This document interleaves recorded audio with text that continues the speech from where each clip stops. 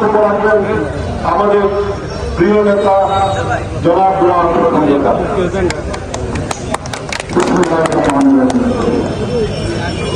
উপস্থিত আমার প্রিয় ভাইরা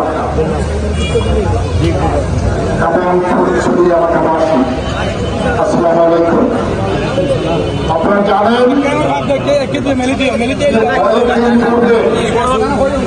ছাত্র জনতা বিপ্লবের মাধ্যমে স্বৈরাচার সরকারের পতন হয়েছে। আজকে একটি কথা আমাদেরকে মনে রাখতে হবে,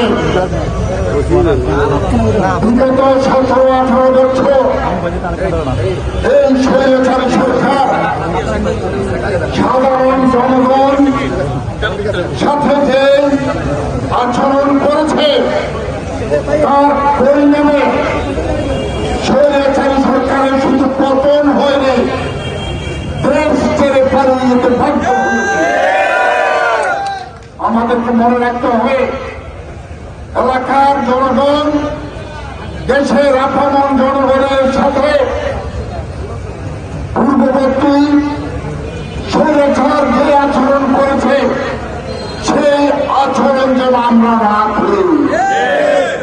আমাদের যারা জনগণ, সাধারণ জনগণ যেন তাদের জীবনযাত্রা বাধাগ্রস্ত না হয়, কোন ধরনের সমস্যা না হয়, সেই কথাটা আমাদেরকে মনে রাখতে হবে।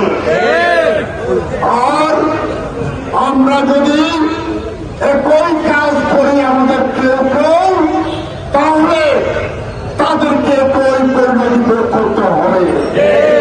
আজকে স্বৈরাচারের পতনের পরে আজকে দেশের কয়েকটি এলাকা দুর্যোগপূর্ণ আবহাওয়ার সাথে সাথে বন্যা পরিস্থিতি অবনত হয়েছে।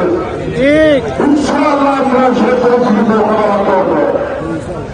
আগামী দিনে আমাদেরকে ঐক্যবদ্ধ করে প্রশাসনকে সহায়তা করতে হবে, ত্রাণ ব্যবস্থায় আমাদেরকে সহযোগিতা করতে হবে। আমরা এমন কোন আচরণ করব না যেই কারণে আমাদের অর্জন যেন নস্যাৎ না হয়, এটা আমাদের খেয়াল রাখতে হবে। আমাদের অনেকগুলি কর্মসূচি, আমি বক্তব্য রাখছি না, সবাইকে আন্তরিক অভিনন্দন ধন্যবাদ জানাচ্ছি।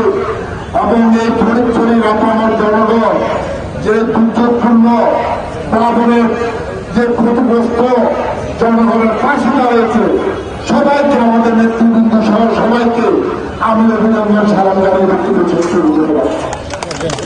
আমাদের পরবর্তী